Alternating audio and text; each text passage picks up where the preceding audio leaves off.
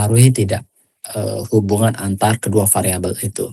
Misalkan antara VM dengan PM, ini kan kalau dilihat dari analisis, saya analisis ulang sebelum kita ke CPSM. Jadi ada hubungan positif ya, betanya 0,355 antara VM dengan PM. Tapi apakah hubungan ini juga ada yang mempengaruhinya gitu ya? Sama kayak misalkan, kalian berteman antara si A dengan si B gitu ya, bertemannya dekat gitu. Tapi apakah berteman dekat itu juga ada orang lain gitu kan? Ada orang lain yang mungkin iri atau ada orang lain yang mungkin senang gitu ya. Nah, itu ada variabel-variabel itu. Variabel itulah sebagai moderasinya. Nah, moderasinya itu bisa hubungan antar ke semua variabel ini. Misalkan kita coba moderasinya itu sebagai grade-nya misalnya di sini. Grade itu akan kita coba sebagai moderasi. Tinggal diklik aja, apakah moderasi ini juga mempengaruhi antar ini gitu ya. Nah gitu. Atau mungkin bisa juga yang ini gitu ya, hubungan antara VM dan SP. Atau bahkan yang SP dan PM gitu. Nah gitu. Ini moderasinya. Jadi moderasinya itu dibuat garis putus. Kalau di sini otomatis gitu ya. Tinggal diklik aja, nanti akan kelihatan berapakah nilainya. Nah di sini nih, grade. Ternyata grade itu kelas, maksud saya. Kelas itu juga mempengaruhi hubungan antar gitu ya, hubungan antara SP dengan PM. Nilainya 0,094, positif nih. Kecil banget sih memang gitu. Ini juga positif kecil gitu. Tapi ini juga negatif nih, tidak ada hubungannya. Jadi kalau SP sama PM itu tidak ada yang menghubungkan gitu ya. Tidak ada yang memoderasi. Baik itu grade atau mungkin gender atau yang lainnya gitu. Gitu ya. Terus kemudian ada juga misalkan di sini bisa juga age atau umurnya misalkan. Umurnya juga bisa jadi gitu ya. Kita coba umurnya ya. Umurnya misalkan di sini. Ya, umurnya begini. Ya, kita tinggal klik aja start. Nah, di umurnya ini menarik nih. Kalau umur yang tidak memoderasi antara VM dengan PM sebesar ya. Ini nilainya negatif gitu ya. Ini negatif. Kalau yang di sini positif gitu ya.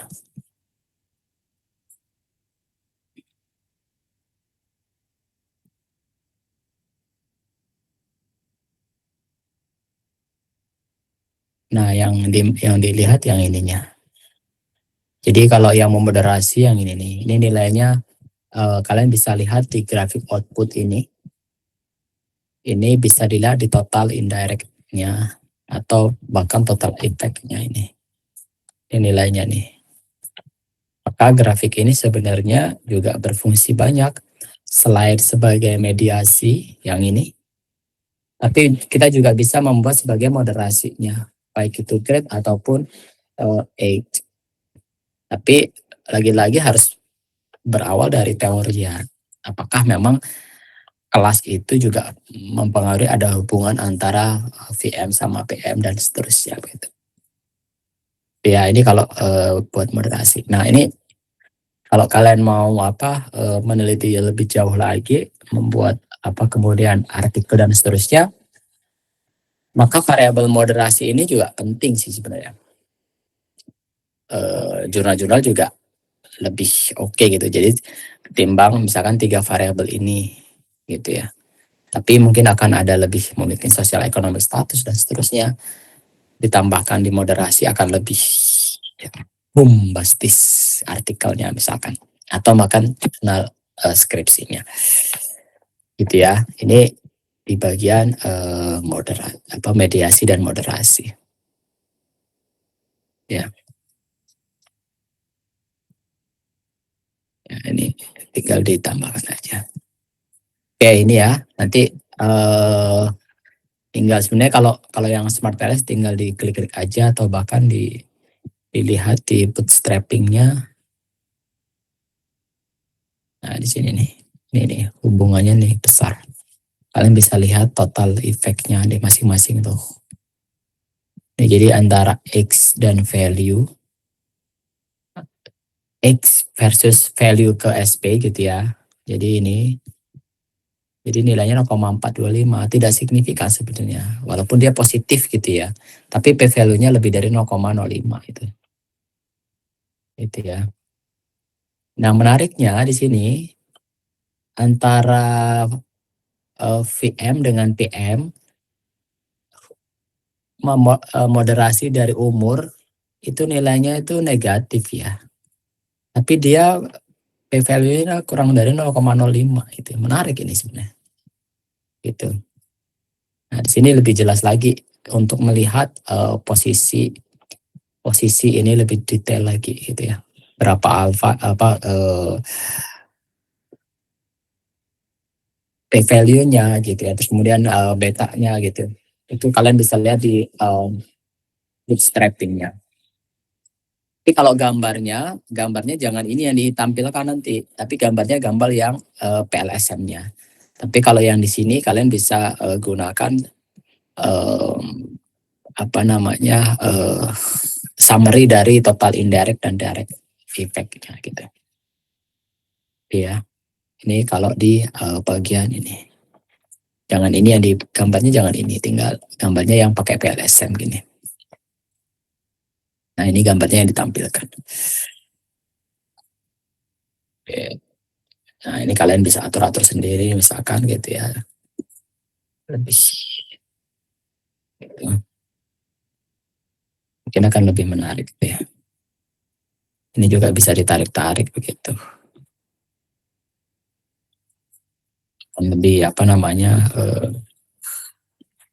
selaras nilainya. Oke, ini gambarnya.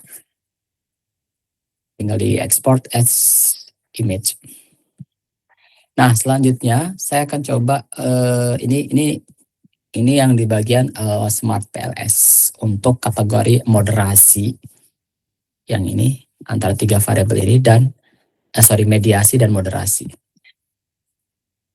Nah, selanjutnya saya akan coba ke CBSEM. CBSEM ini. CBSEM itu apa? CBSEM-nya ini ya. Oke. Nah, CBSEM itu sebelum ke CBSEM sampai di sini ada pertanyaan.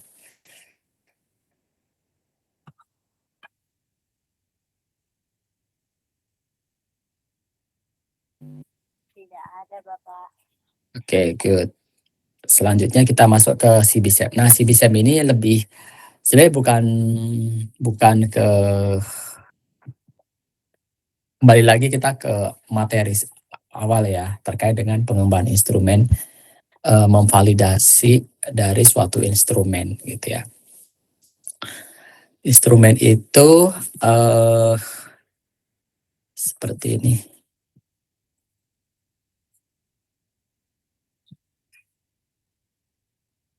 Misalkan kita coba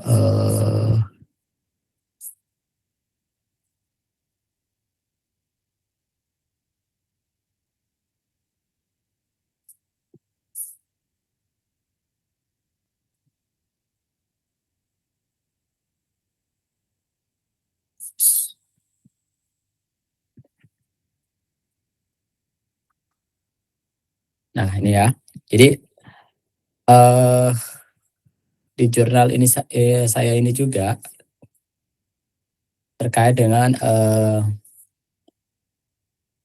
pengembangan apa namanya validasi instrumen TPACK untuk pre-service teachers. Jadi di sini saya gunakan yang namanya RAS model ini, kombinasi RAS model. Ini ya RAS-nya. Jadi kalau kalian sudah belajar RAS, maka pasti kalian bisa menulis artikelnya. Nah, yang ini sebenarnya ini tidak muncul di RAS sebenarnya.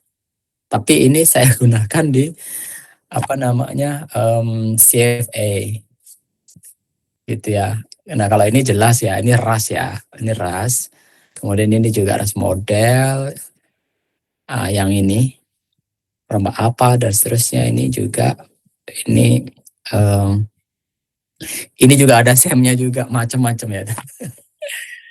Ternyata dalam satu paper itu udah ada SEM-nya, ada RAS-nya, ada kemudian FA, CFA gitu. Jadi tumpang tindih akhirnya ini. Tapi kalau ini akan melihat korelasi hubungan ya, ini kalian bisa gunakan dengan SEM. Nah yang saya akan tunjukkan adalah yang bagian ini sebenarnya.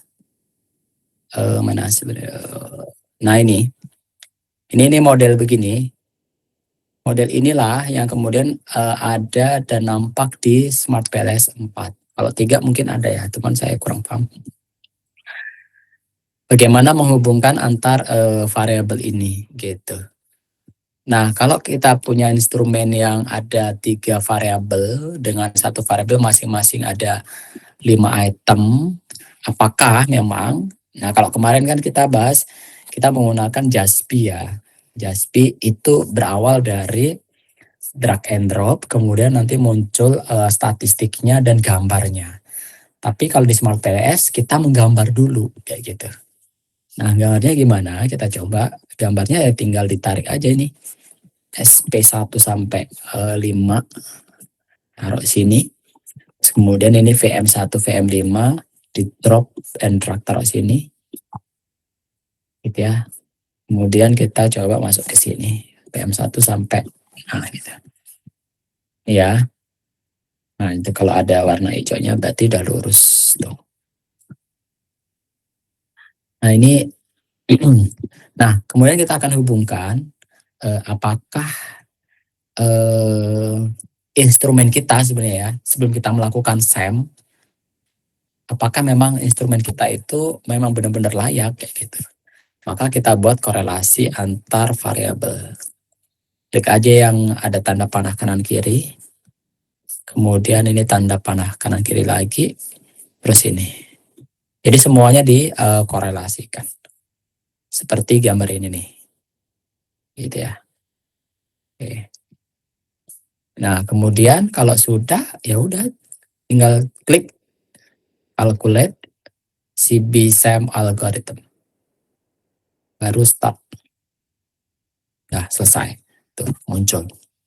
Nah, kalau sampai sini yang perlu kalian perhatikan untuk membuat apakah memang hasil kita ini standar atau tidak, yang kalian perhatikan adalah yang ini nih. Pertama ini dulu. Gitu. Ini nih antar itemnya dari variabel ke item, tapi dia ada 1 koma, ada yang negatif gitu. Ini berarti tidak standar. Cara mengeluarkannya gimana? Lihat sebelah kiri. Di outputnya ada measurement model. Kalian klik, ambil yang standardized. Maka nanti gambarnya akan berubah. Tuh. Akan berubah tuh sini. Jadi kalau nanti sudah standardized di sini ada nilainya ada yang lebih 1 koma, itu aneh gitu. Itu pasti aneh. Gitu. Karena nilainya itu under 1 itu. Negatif pasti gitu ya. Kalau 1 kayaknya sempurna banget, mungkin 55, tapi kadang error. Nah, di sini kalian bisa lihat nilainya sangat bagus nih, 0,807 di atas di bawah 0, di atas 0,4 maksud saya. Tapi menariknya di sini, lagi-lagi kita kemarin sudah bahas SP4 dan SP5 ini something gitu ya. Di JASP pun juga demikian. Jadi ketika itu nilainya something, maka kita drop. Kita buang. Gimana caranya? Kembali lagi ke edit. Nomor 45 kita delete. Klik simbol delete. Ini kita delete. Gitu ya. Nah kalau sudah, klik ini baru dirapihkan. Nah, rapihin lagi sini. Gitu. Ini akan lebih selada. Ya, jadi lebih simpel. Nah, kalau sudah dirapikan baru dikalkulasi lagi, di running lagi. Nah, selesai. Tuh. Jadi semuanya nilainya sempurna nih, bagus ya. Nah untuk melihat summary-nya, kalian bisa lihat di sebelah kiri tetap aja. Di sini udah otomatis. Jadi ketika klik sudah otomatis gitu. Kalian lihat faktor loadingnya. Nah ini di bagian yang standardized itu. Ini nilai-nilai inilah yang kemudian kalian masukkan ke dalam risetnya tadi, tinggal di copy dan dijadikan satu gitu ya. Nah di sini kalian bisa perhatikan nilainya ada yang merah, ada yang hijau. Biasanya kalau di Smart PLS dia sensitif untuk nilai di bawah 0,6. Kalau di atas 0,7 pas ke atas nilainya akan hijau. Tapi enggak apa-apa, ini nilainya 0,6 dan merah. Karena lagi-lagi kita menggunakan acuan bahwa standardized untuk faktor loading itu di atas 0,4. Ada yang 0,3 gitu ya, boleh-boleh saja gitu. Tinggal dijustifikasi teorinya. 0,2, 0,1 kayaknya si reviewer akan ini enggak eligible, ini enggak bagus apa instrumennya gitu. Tapi kalau 0,4 masih lah ya. Walaupun kadang si reviewer juga kok nilainya kecil sih, nggak sampai 0,7, 0,8 dan seterusnya. Tapi nggak masalah. Kemudian di sini kalian bisa lihat construct reliability dan validity-nya. Ini juga korombat alpanya ada, gitu ya. 0,8 nih, 0,8, 0,9. Composite reliability-nya, some average variance extracted. Kita sudah bahas waktu itu, tinggal saya hanya men-show aja di sini. Kemudian di sini kalian bisa melihat diskriminan validity-nya. Tinggal diklik aja. Ini menggunakan HTMT ya. Kadang ada yang menggunakan Fornell-Laker kriteria ini. Jadi mana aja boleh. Gitu ya. Ini tinggal kalau mau pakai HTMT ya tinggal ini di copy. Kalau yang Fornell ya tinggal di copy gitu. Itu ya. Terus kemudian ada model fit-nya di sini. Nah, model fit-nya ini menarik. Karena pertama tadi yang kita lihat grafik output-nya ini sudah oke nih menurutku. Terus kemudian faktor loading-nya, tapi kita lihat modelnya. Jadi sensitif juga ternyata di bagian model ini. Gambar ini, saya kasih info, nilai ini sudah oke nih faktor loading-nya. Cuman gambar ini kalau dilihat dari model fit-nya itu belum oke gitu loh, belum fit. Ya, belum fit. Kalian bisa lihat dari mana? Ya, dilihat dari ini nih, dari nilai-nilai nih. CFA, TLA gitu ya, yang masih 0,8 ini. Kemudian RMCA-nya masih 0,1, harusnya nilainya di between 0,0 gitu ya, di bawah 0,08. Kalau ini kan 0, di atas ya, masih di atas ya. Ini masih something nih RMC-nya.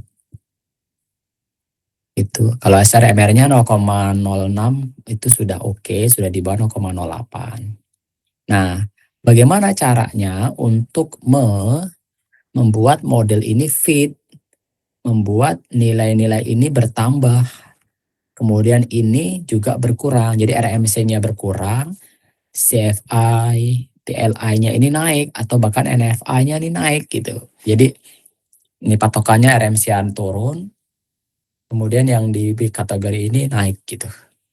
Bagaimana caranya? Kalian bisa lihat di bagian residual covariance matrix. Nah, di sini. Yang standar. Oke. Ya. Nah, kalau sudah, di sini ada yang namanya covariance residual matrix antar item. Nah, caranya gimana? Kalian lihat masing-masing row dan kolom. Jadi ini kolom PM1 dan seterusnya sampai dengan VM. baik itu row sama dengan kolom. Kalian cari nilai semua ini yang paling besar dalam satu scale. Jadi item-item itu cari nilainya yang paling besar, tapi masih dalam satu variabel atau dalam satu scale gitu. Maksudnya apa? Oh, maksudnya gini. Kalian cari nilai PM1 sampai PM5, hubungkan antara PM1 sampai PM5 ini. Gitu ya. Ini yang paling mungkin ya. Ini mungkin saya taruh di Xcode dulu ya.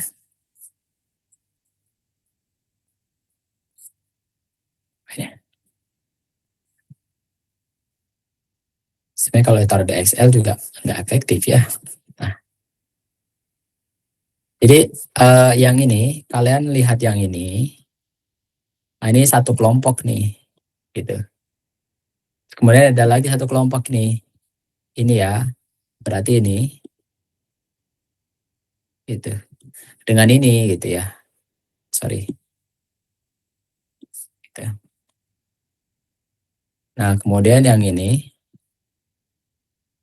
sampai sini, nah, gitu. Nah, itu cara menandainya. Oke, gini. Jadi yang kalian lihat yang itu saja. Yang lainnya nggak usah dilihat ini. Ya, ini nggak usah dilihat, ini nggak usah dilihat. Sorry. Kenapa? Karena kita akan mengkovariankan item dalam satu variabel. Kalau nilainya apa namanya lebih, misalkan di SP1 sama PM1 ini nggak boleh, tidak disarankan gitu. Oke, kalau gitu kita lihat di sini yang nilainya lebih besar gitu ya. Oke, kembali lagi ke sini. Mana nih kira-kira yang lebih besar kovariannya? Sini deh. Udah sama belum nih ya? Oke. Coba kalian cek mana yang nilainya paling besar ya, yang warna kuning dan seterusnya ini.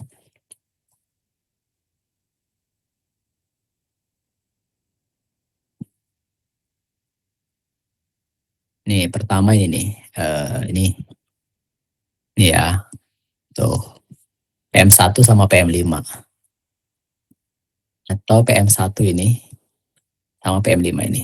Atas bawah itu sama. Jadi dia segitiga atas dan segitiga bawah. Jadi kalian boleh lihat atas bawah sama aja. Kalau sudah dilihat dari bawah ya atasnya nggak usah dicek lagi. Itu ya. Itu nilainya PM5 sama PM1. Ada lagi nggak yang lebih besar lagi misalkan? Kita lihat di sini. Sepertinya tidak ada. Oh sorry, ada ya. Sorry. Ada ini 0,078 ya. 0,0. Oke, good. Nah, ini lebih besar ya. Terus kemudian yang di PM5 Bapak itu Pak 0,078 juga Pak. Oke, nah ini ya. Nah, yeah. ini. Terus ini kan PM2 dan PM5 sama. Ini PM5, PM2 sama ya. Jadi kalian bisa lihat ini kan segitiga nih. Ini kalau kalian lihat ini. Nah, nilai atas sama bawah itu pencerminannya gitu ya. Jadi kalian bisa lihat salah satu aja. Boleh atas, boleh bawah. Silahkan mana yang kalian temukan. Pasti nilainya sama. Yang ini nggak ada ya. Di sini juga nggak ada juga. Jadi antara 1, 2, 3. Yang pertama cari yang paling besar yang mana gitu. Kalian ternyata yang paling besar ada di VM ya berarti VM dulu yang akan kita eksekusi. Kalau di sini adalah PM. Nah, caranya gimana? Kita kovariankan PM5 sama PM2. Kembali lagi ke laptop. Sini ya. Kita kembali lagi ke grafik. Sini ya. Kita back. Nah, kita cari apa namanya? PM5 sama PM2. Nah, caranya mana nih PM-nya? Oh, ini nih ya.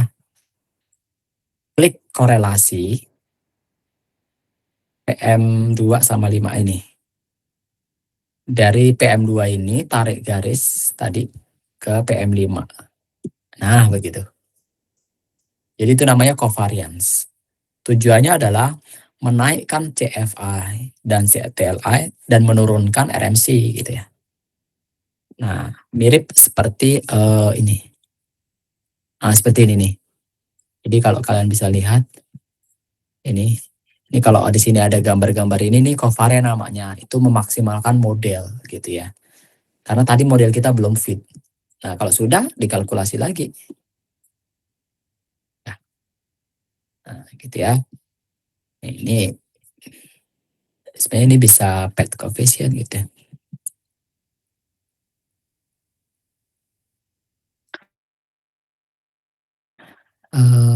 Relasi, misalkan all correlation, nah ini muncul nih korelasinya.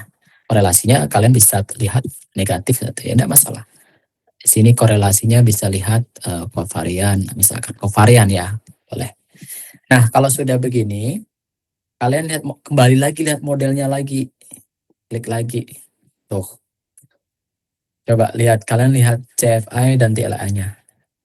Tadi TLA-nya 0,8 ya, sekarang sudah jadi 0,9 tuh. Kan udah naik tuh. Jadi nilai CFA TLA itu yang bisa diterima itu lebih dari 0,9. Walaupun 0,8 itu acceptable atau diterima. Tapi lebih fit modelnya itu nilainya 0,9 di atas. Gitu. Nah, masih ada satu lagi nih. SRMR udah turun nih ya. RMC-nya masih 0,09. Harusnya kan di bawah 0,08. Nah, caranya gimana? Walaupun di sini nilainya sudah 0,9, tapi RMC-nya masih 0,9, kita turunkan lagi ini. Kalau ini kita turunkan, pasti ini kita naik. Caranya gimana? Ya kembali lagi ke residual tadi. Bagian standar. Kita cari kalian. Kalian cari nilai yang paling besar. Besar lagi mana ini kira-kira? Sepertinya ini nih. 0,085. Kalau SP di sini, SP nggak ada. Kalau VM juga nggak ada nih. Ini 0,055. Tapi lebih besar 0,85.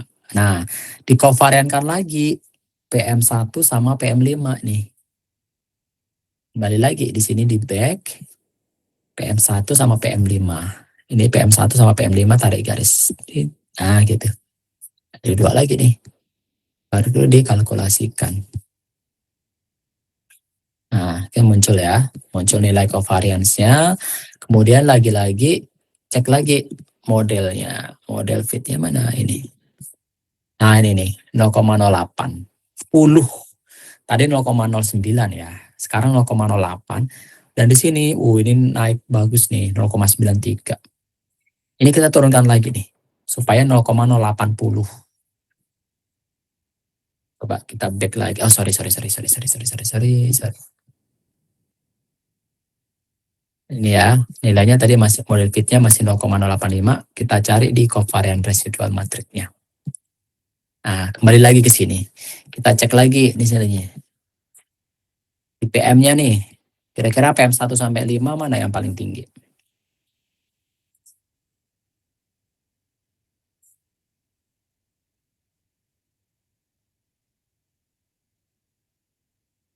Nah, ada dua ya di sini. Pertama nih, ini 0,068 PM1 sama PM4. Kemudian ada di sini. Ini 0,062. Tapi lebih tinggi PM-nya. Gitu. Sebenarnya kalau ini kecil, yang ini lebih tinggi dari ini, ya ini kita eksekusi. Kovariankan. Tapi karena yang nilainya, sebentar. Oh enggak ya. Karena ini SP, ini 0,91, ini SP ya. Ini SP sama VM. Ini tinggi sebenarnya, 0,091.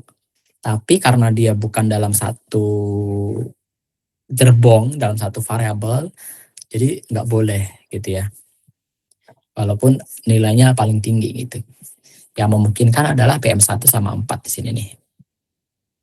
Ya, PM1 sama 4. Kita kembali lagi, kita tarik garis PM1 sama 4. Sini. Tuh, ada 3 yang enggak masalah gitu. Kita kalkulasikan lagi. Nah, nilainya covarian, kita lihat model fitnya. Nih nilainya 0,07 udah bagus. Udah di bawah 0,08. Kemudian ini juga udah oke. Biasanya yang nilai hijau ini udah sempurna ini. Ya, ini 0, gitu ya. Sebenarnya sampai di sini sebenarnya modelnya udah bagus gitu. Artinya yang ini kalian perlu report di bagian ini CFI, TLI, NFA, RMCA gitu ya. Kemudian SRM, T-square gitu ya. Ini kita reportnya mirip dengan yang sudah kita bahas dan di jurnal ini. Ya, ini juga banyak nih. Contohnya agak banyak ini. Ini kalau banyak gini artinya modelnya sebelumnya belum fit gitu ya. Kalau ini udah fit gitu ya. Ya, terus kemudian sebentar mana lagi ya?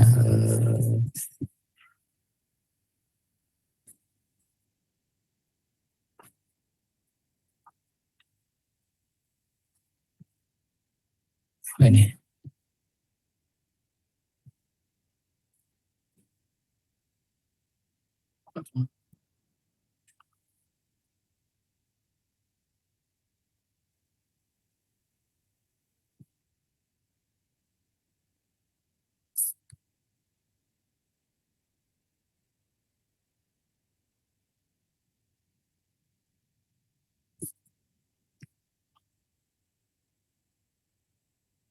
Sini.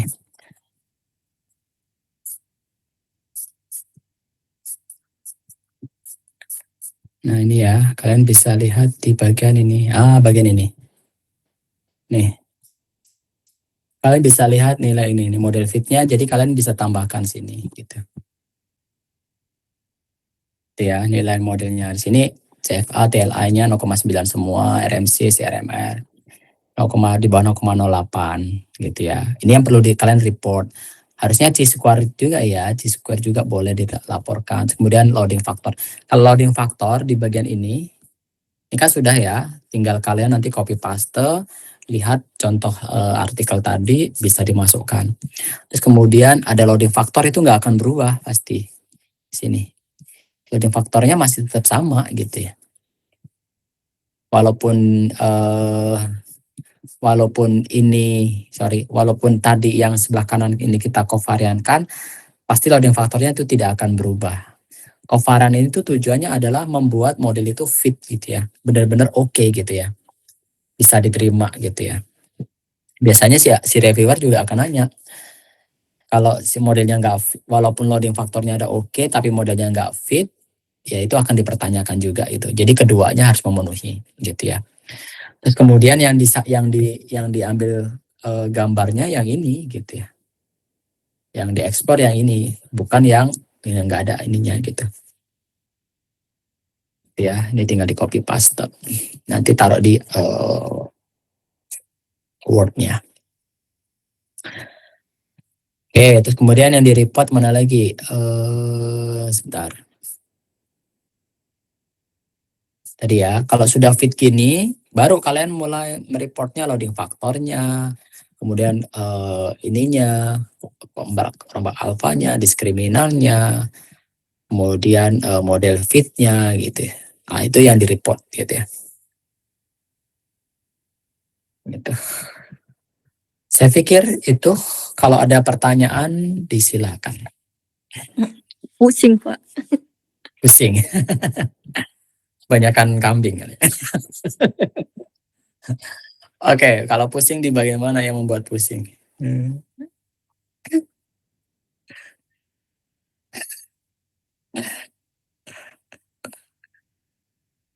Oke, saya ulangi lagi ya. Oke, pertama sebenarnya gampang ya. Gini. Ini kan ini saya mengulangi materi yang pertama terkait dengan FA-CFA, kemudian dengan software yang Smart PS gitu. Kalau pakai Jaspi ya oke sih, tidak masalah, silahkan. Kemarin kita juga sudah belajar sebenarnya. Tapi kalau di Smart PS mungkin caranya bermula dari gambar, maka buat aja gambar aja gitu ya, drag and drop, Kemudian setelah itu buat korelasinya antar variabel gitu ya, tarik garis gitu ya. Kemudian baru nanti dikalkulate si BSEM algorithm. Nah, nanti sebelum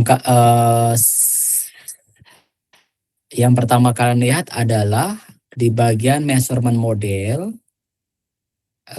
faktor loadingnya cari yang standar, klik yang standar. Kalau ternyata nanti faktor loadingnya ada yang negatif, kita buang dulu. Ya, kita buang. Ini karena sudah dibuang. Terus kemudian setelah dibuang, di running lagi. Gitu ya, di running. Nah, kalau sudah oke, langkah kedua, kalian cek model fitnya. Ya, model fitnya. Tadi model fitnya di sini masih ada yang 0,8, di sini masih ada yang 0,00 dan seterusnya gitu ya. Maka langkah selanjutnya kalian cari residual covarian yang standardized dengan nilai yang paling tinggi antar item dalam satu variabel. Jadi jangan mereport dulu terkait diskriminan validity-nya gitu. Nanti dulu itu. Tapi pastikan modelnya fit baru semuanya dimasukkan. Nah, untuk membuat residual covariant matrix, kalau yang di JASP itu kan tinggal di tinggal ditaruh drag and drop gitu ya. Tapi kalau di sini kita buatnya dikovariankan di sini gitu. Tarik garis gitu ya. Tapi kalau di JASP kemarin di drop gitu ya. Oh, PM1 sama PM5 itu di drop dalam satu kotak gitu ya. Mudah-mudahan masih ingat. Kemudian nanti gambarnya muncul gitu ya. Kalau ini dimulai dari gambar dulu, gambarnya dulu, kemudian nanti nilainya baru muncul gitu. Nah, pastikan langkah-langkahnya diikuti. Kalau modelnya belum fit, RMC-nya masih di atas 0,08, SRMR-nya juga, CFA-TLA-nya masih di bawah 0,9. Pastikan kalian lakukan residual ini. Banyak juga ada apa-apa gitu, karena memang kalian mencari model fitnya. Kalau sudah mentok, ya sudah, ini sepertinya sudah fit gitu ya. Jadi tidak perlu lagi ditambahkan lagi. Sebenarnya kalau mau ditambahkan lagi juga tidak masalah, tapi saya pikir ini sudah cukup. Jadi tidak perlu lagi ditambahkan lagi covariant ini. Itu. Nah, nanti kalau sudah semuanya di covariant kali ini, sudah modelnya setelah kalian kalkulasikan ulang, di sini model fitnya sudah oke gitu ya. Dari MSR-nya, SRM-nya, ETLI, CFI, P-value boleh, RMC-nya 0,077 itu di bawah 0,08 sudah bagus ya gitu. Baru yang ini kalian report di bagian hasilnya. Ini tinggal di report aja. Ini di report. Gitu ya. Ini di report, kemudian loading faktornya juga di report. Sorry. Ini ya. Ini loading faktornya. Kemudian di report juga di bagian construct reliability-nya. Ini. Reliability ya itu. Kemudian reliability diskriminan validity-nya pakai inilah HTMT.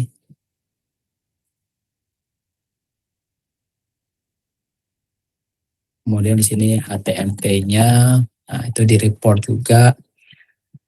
Terus kemudian model fit-nya sudah, jangan lupa ini grafiknya. Tinggal klik kanan, export as. Ini.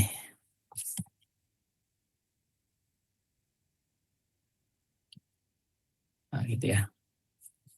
Nah itu grafiknya.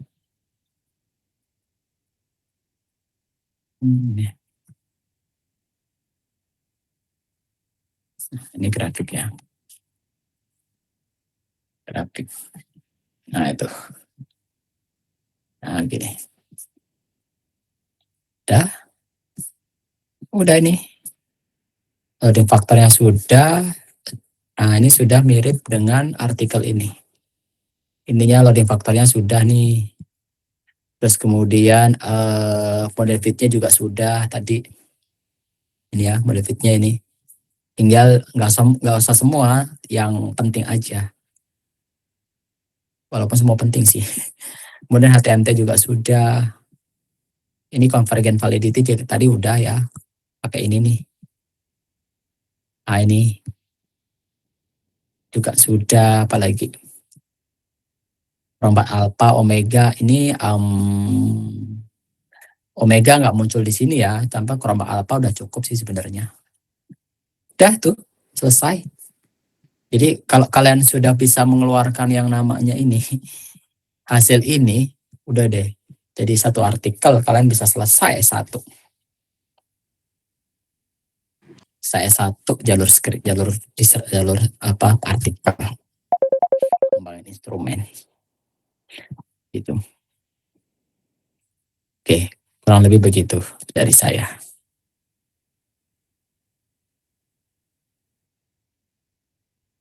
Ada pertanyaan, silahkan.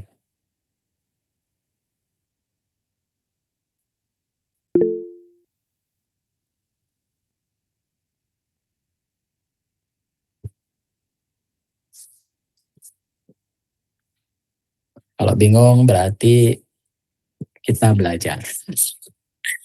Biasanya dalam belajar itu ada kebingungan. Benar Pak, sepakat. Iya, kalau nggak bingung itu nggak belajar namanya. Gitu. Ya, karena banyak banget kalian luar biasa sebenarnya. Semua materi kalian ambil gitu ya. SPSS lah, kemudian materi kalkulus lah, Unreal lah, SA lah, gitu ya. Mantap kalian. Terus kemudian SPSS-nya juga nggak hanya satu, ternyata banyak gitu ya. Nggak hanya ngitung median gitu dan seterusnya. Ternyata ada sampai sedetail ini gitu ya. Dan ini saya pikir ini masih basic sebenarnya. Mungkin akan lebih advance lagi, misalkan terkait dengan longitudinal study, cross-log model, ada pakai machine learning dan seterusnya. Tapi oke lah, itu kalian bisa belajar otodidak nanti setelah kalian selesai ini, atau bahkan ketika kalian mungkin S2 atau S3 dan seterusnya. Gitu. Jadi modal-modal ini saya kasih info, statistik inilah yang kemudian nanti kalian bisa perdalam lagi untuk bekal kalian jika ada yang mau lanjut lagi studi S2. Studi lagi S2 itu sudah tidak lagi yang namanya sebenarnya tergantung sih ya. Jadi kayak misalkan gini, pengembangan instrumen ini, misalkan pengembangan alat peraga gitu ya, kemudian dan seterusnya gitu. Nah alat peraga itu sebenarnya dari sisi konten ya orang melihat tampilan fisiknya seperti ini, tulisannya seperti ini dan seterusnya gitu. Cuman secara detail lagi lebih dalam juga kita perlu lagi mengolahnya. Kalian bisa menggunakan pakai analisis ini gitu ya. Gitu. Apakah memang dari variabel-variabel dari pengembangan tadi bisa memastikan layak atau tidaknya itu. Tidak hanya sebatas mata-mata kalau si validator ngasih nilai 4,4,4,5,5 itu kemudian akhirnya kesimpulannya layak. Ya nggak hanya sebatas itu aja. Gitu. Ternyata bisa dibuat lebih detail lagi gitu. Dengan cara model seperti ini, atau bahkan nanti kalian bisa ketika S2 bisa ngembangin instrumen alat evaluasi atau alat misalkan kemampuan apa gitu, soal tes gitu ya. Kemudian misalkan soal tes kemampuan berpikir tingkat tinggi gitu ya. Kalian ngembangin soal, kemudian misalkan ada soal 10 atau 15, kemudian diuji cobakan. Kemudian kalian analisis dengan RAS atau dengan CFA ini, gitu sudah jadi modal kalian jurnal, dan lebih cepat dan seterusnya gitu. S2 beres gitu. Itu. Jadi itu justru akan lebih bermanfaat itu gitu. Jadi artikelnya itu bisa dipakai, soalnya itu bisa dipakai gitu. Gitu. Ya semuanya bisa dipakai sih. Cuman bisa menjadi referensi juga. Begitu kurang lebih dari saya. Kalau ada pertanyaan yang mau ditanyakan lagi, didiskusikan lagi, silahkan. Dari saya seperti ini informasi dan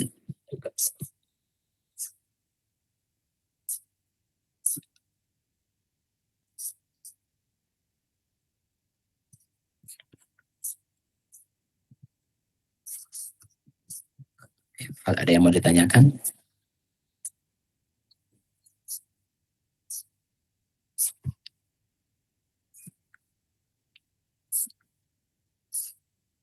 Nah, kalian bisa buat begini sebenarnya ya, kalau nggak salah. Bisa buat ini ya. Ini tergantung sekalian ya. Silakan.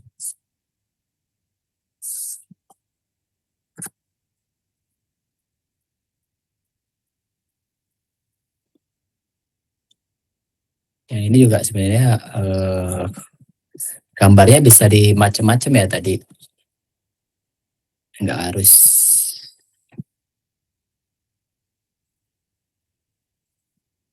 Misalkan kalian sukanya gambarnya begini gitu, bawah. Kemudian ini taruh di tengah misalkan. Gitu ya. Itu silakan aja gitu. Suka kalian biasanya tergantung yang mana yang paling mudah untuk dilakukan gitu ya. Di balik nah itu. Nah gitu ya tuh. Kemudian dikalkulasikan. Gambarnya mungkin akan lebih begini gitu ya, daripada harus begini gitu ya. Harus begini gitu. Silakan aja. Gitu. Toh nilainya juga sama nanti. Nanti kalau tinggal kau variankan dan seterusnya gitu. Oke, begitu kurang lebih.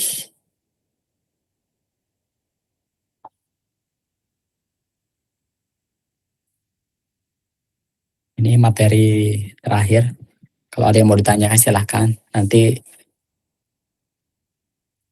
sudah tidak ada pertanyaan lagi setelah ini. Karena tidak ada pertemuan lagi.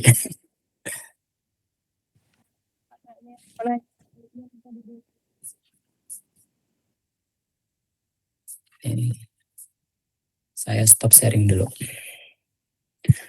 Nanti kalian bisa cek ya terkait dengan ini pengembangan instrumen tentang literasi lingkungan.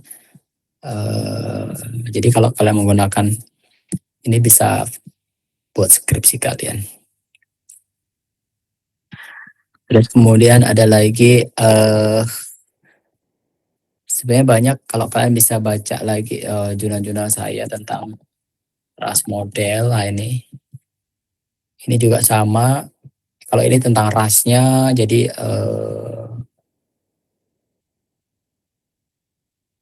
saya nggak akan mengulangi lagi, hanya membuat contoh aja. Ini tentang rasnya, jadi kalau rasnya ya bisa dibuat sesuka kalian. Kemudian ada juga yang masih ini tentang tes, ini tes ini.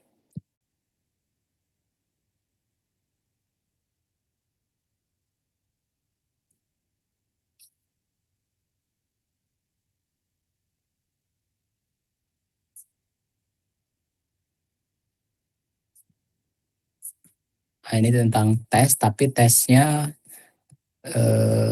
menggunakan apa ini ya ini? Ini juga ras juga gitu ya. Jadi banyak ras model. Kalau kalian nanti misalkan lanjut lagi S2 gitu ya. Atau misalkan kalian mau menyelesaikan skripsi ngembangin instrumen tes gitu ya. apa gitu, misalkan tes matematika reasoning gitu ya. Kalian bisa validasi dengan RAS atau dengan SEM juga boleh. Dengan apa? Dengan Smart LS-nya juga boleh gitu. Kemudian dipublish, dah itu bagus. Nanti kalian bisa punya publikasi juga. Biasanya modalnya begitu. Ya, karena selama pengetahuan terkait dengan publikasi jurnal, kemudian analisis gitu, itu akan membawa dampak positif ketika kalian menyelesaikan studi S2-nya, gitu, S2 atau bahkan S3 gitu. Jadi statistik-statistik itulah yang kemudian kalian bisa kuasai sejak awal. Oke, itu saja dari saya. Oke, ini saya stop sharing dulu.